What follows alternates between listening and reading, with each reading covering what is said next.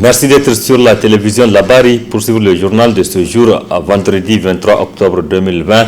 Mesdames, Messieurs, bonsoir et bienvenue à tous. Nous sommes à moins de 2 mois des élections locales au Niger. Le processus électoral se poursuit ce vendredi dans la matinée. La Commission nationale électorale indépendante CENI a ouvert les portes de son centre de traitement des données aux acteurs de la société civile nigérienne. Objectif permettre à ces acteurs de constater de visu l'évolution des travaux de traitement et d'impression des cartes biométriques d'électeurs. Faisons le point avec Arita Salah et Ibrahim Abdou. Sur invitation de la Commission électorale nationale indépendante CENI, les acteurs de la société civile nigérienne ont visité le centre de traitement des données chargé de l'impression, du contrôle de qualité et de l'empaquetage des cartes d'électeurs biométriques. Par cette visite, la Commission électorale nationale indépendante CENI veut montrer aux acteurs de la société civile les travaux que les agents sont en train d'abattre pour que les électeurs aient leurs cartes biométriques. Nous avons invité au début le gouvernement, il y a le Premier ministre qui était venu pour visiter. Et ça, c'est le deuxième niveau d'invitation, c'est les acteurs de la société civile. C'est important, ils sont des porte-parole de la statut d'eux-mêmes, ce qui se passe en termes de production et d'impression et de production des cartes d'électeurs. Donc là, nous les avons fait visiter les différentes salles et aussi expliquer les différents modes opératoires sur lesquels nous procédons pour de l'émission de l'impression jusqu'au niveau de l'empaquetage de ces cartes. À la date d'aujourd'hui, il ne reste que production et impression, toutes les cartes sont imprimées. Laminage, comme nous avons plusieurs paquets d'activités. Après impression, toutes les cartes sont imprimées. Après impression, un procédé de laminage, toutes les cartes sont laminées. Maintenant, nous sommes au deuxième niveau ou au troisième niveau, le contrôle, ce qu'on appelle le contrôle qualité. Nous sommes à un niveau d'avancement de 78%. C'est-à-dire que nous sommes actuellement sur la région de Maradi et il ne reste que Dosso et Niamey qui n'ont pas été touchés. Ils n'ont pas été vérifiés complètement. Sinon, la région d'Agadez, la région de Difa, de Tilaveri, de Tawa et des Zender ont été entièrement vérifiés et transmis pour la plupart à la logistique. Attachant un prix au processus électoral, les acteurs de la société civile sont venus nombreux où ils ont reçu d'amples explications sur le processus de production des cartes d'électeurs biométriques. Ce sont des jeunes motivés et engagés à réussir leur mission que les acteurs de la société civile ont trouvé sur place. Ces acteurs se réjouissent de ce qu'ils ont constaté. Par rapport à ce qu'on a vu, nous estimons que ça nous rassure en ce qui nous concerne et qu'effectivement, cette fois-ci, il y a une certaine amélioration significative et avec moins de risques que ce qu'on connaissait les années antérieures, où il y avait effectivement beaucoup de doublons. Et cette fois-ci, on a vu avec le fichier, il n'y a pas de doublons. Personne n'a pu être inscrit 2 fois. Et chaque fois que vous avez été inscrit plusieurs fois avec certaines manœuvres qu'on a vues quand on a fait la première visite, le dispositif a permis de détecter ça et de finalement corriger la liste pour n'avoir sur le fichier qu'une personne une seule fois et à un seul endroit. Donc ça, c'est des éléments effectivement qu'on a pu vérifier, qu'on a pu voir désormais. Et en ce qui nous concerne, nous estimons que c'est des éléments rassurants. Et nous profitons pour féliciter l'équipe. L'équipe que nous avons vue, qui est une équipe composée de nos compatriotes nigériens. J'ai été personnellement et profondément émerveillé de constater que ce sont nos compatriotes qui ont la maîtrise de l'outil et qui aujourd'hui, sans intervention extérieure, ont eu la capacité de produire le résultat qu'on a vu. Je vous félicite, monsieur Dédifé. Merci. Je vous félicite, et vous, avec toute votre équipe. Les acteurs de la société civile sont repartis satisfaits car la Commission électorale nationale indépendante CENI les a rassurés que les électeurs auront leur carte biométrique à temps. Cela fait plus d'1 an que le Nigeria a décidé de fermer ses frontières avec ses voisins dont le Niger. Une fermeture qui n'est pas sans conséquence sur les activités économique, notamment ici au Niger. À cette situation vient ainsi s'ajouter le mouvement de contestation populaire en cours actuellement au Nigeria, ce qui pourrait compliquer davantage la situation. Les opérateurs économiques en sont conscients. Yacouba Damaradi, il est le président du syndicat de commerçants. On l'écoute. Ce qui impacte le Niger impacte aussi les commerçants nigériens. Ça, c'est une réalité. Parce que le commerce se fait à deux. On fait le commerce entre nous-mêmes et les gens du Nigeria. Donc, à partir du moment où il y a un frein du côté du Nigeria, ce frein est vraiment fait ressentir. Donc, il est ressenti par dans nos affaires, sur notre économie, mais il est ressenti aussi de l'autre côté. Et moi, d'ailleurs, j'allais dire que les événements qui se passent au Nigeria, c'est l'une des conséquences de ces mesures-là que Buhari a pris et qu'il a fermé les yeux là-dessus. Vous voyez, on ne peut pas en fait fermer une économie, fermer une frontière indéterminément. On peut le faire pour un temps, pour corriger ou rectifier certaines situations et revenir à la normale à partir d'un certain temps. Mais sinon, en réalité, c'est eux qui sont étouffés. Et ça traduit quand même ce que nous avons toujours dit. Donc ça, c'est de leur côté. Chez nous aussi, c'est presque la même chose.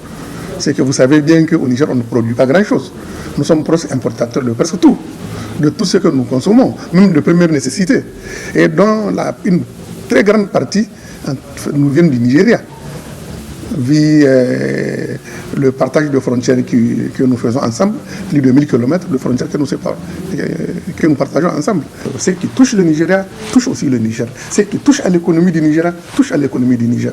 Donc aujourd'hui, ne pensez pas que parce que nous sommes à Niamey, nous sommes très loin de la frontière et que nous sommes épargnés. Nous ne sommes pas épargnés. Allez-y au niveau de la douane voir le nombre de camions qui rentrent ici au Niger, qui approvisionnent Niamey avec les produits, certains produits de première nécessité, ou avec certains ustensiles que nous ne fabriquons pas. Donc c'est qui est sûr, c'est qu'aujourd'hui, ce ressenti, il est là. Il est là, d'abord, nous, les commerçants, nous sommes les premiers impactés, et ensuite la population aussi, et même l'État, à travers la perception des impôts, des taxes et des impôts. Aujourd'hui, il est temps quand même, il est temps que les dirigeants du Nigeria ouvrent les yeux pour voir la réalité en face. Alors, on ne peut pas s'enfermer et être seul pendant longtemps. Ce n'est pas possible. Ce n'est plus le moment.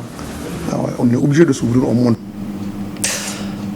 83,24%, c'est le taux de réussite aux examens du brevet des techniciens supérieurs BTS d'État session 2020, un taux supérieur à celui de 2019 qui était de un peu plus de 73%.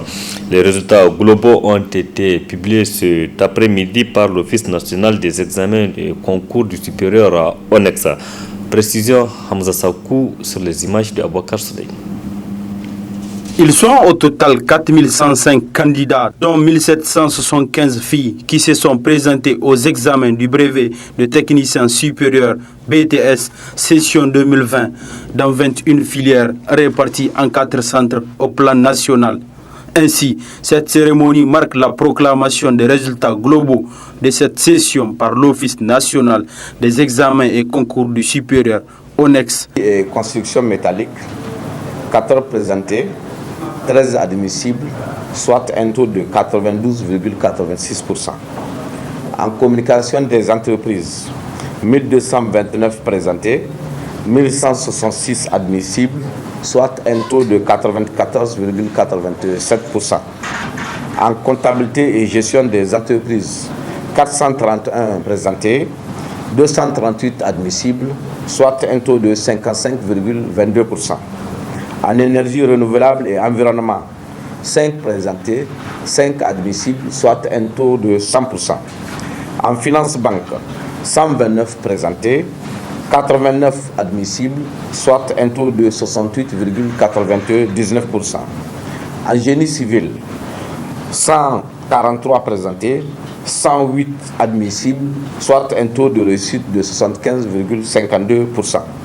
En génie électrique, 175 présentés, 150 admissibles, soit un taux de 85,71%. En génie mécanique, 26 présentés, 25 admissibles, soit un taux de 96,15%. En gestion commerciale, 245 présentés, 221 admissibles, soit un taux de 90,20%. En gestion des ressources humaines, 762 présentés, 638 admissibles, soit un taux de 83,73%. En industrie agroalimentaire, 10 présentés, 7 admissibles, soit un taux de réussite de 70%. En informatique de gestion, 83 présentés, 55 admissibles, soit un taux de 66,27%. En maintenance informatique et électronique, 30 présentés, 26 admissibles, soit un taux de 86,67%. En petite et moyenne organisation, 287 présentés, 245 admissibles, soit un taux de 85,37%. En pétrole-pétrochimie, 7 présentés, 7 admissibles, soit un taux de 100%. En secrétariat de direction, 28 présentés, 23 admissibles, soit un taux de 82,14%. En télécommunications et réseaux informatiques, 84 présentés, 59 admissibles, soit un taux de 70,24%. En télécommunications et réseaux informatiques, 84 présentés, 59 admissibles, soit un taux de 70,24%. En transport logistique, 417 présentés, 342 admissibles, soit un taux de 82,01%. Ce qui nous fait donc au plan national un total de 4105 présentés, 3417 admissibles, soit un taux de réussite de 83,24%. Organisée en septembre dernier, cette session a connu plus de réussite contrairement à celle de l'année passée. Merci Hamza Sakou. Pour la saison 2019-2020, la fréquentation des sites touristiques du Niger a été très faible. La pandémie du coronavirus n'a rien arrangé et l'attaque meurtrière récemment sur le site de Kouré avait signé l'arrêt net des visites. Pour Anefi Suleiman, directeur général de l'agence de promotion du tourisme au Niger, il est temps de réfléchir sur le développement d'un tourisme domestique afin de faire face à ces difficultés, comme vous allez le voir dans cet élément.